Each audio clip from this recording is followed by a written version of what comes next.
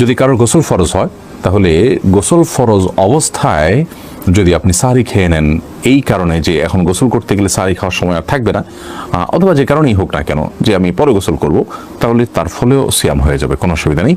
তবে অবশ্যই ফজরের সালাত আদায়ের প্রয়োজনে ফজরের সালাতের আগে আগে আপনাকে ফরজ গোসল করতে হবে।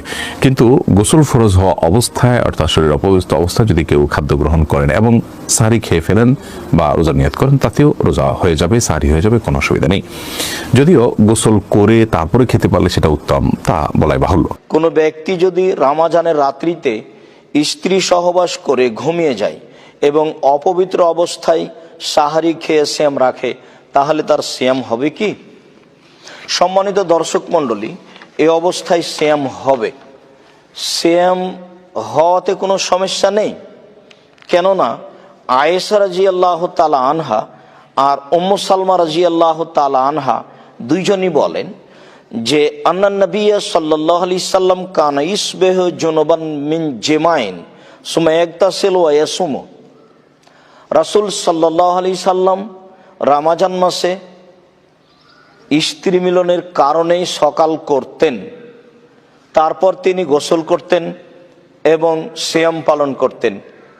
হাদিস বুখারী মুসলিম। এই মর্মে আরো স্পষ্ট রয়েছে, আয়েশা রাদিয়াল্লাহু তাআলা আনহা বলেন কানা রাসূলুল্লাহ সাল্লাল্লাহু আলাইহি সাল্লাম ইদরিকুল ফজর ফি রমাদানা ওয়া হুয়া জুনুবুন মিন গায়রি হুলমিন।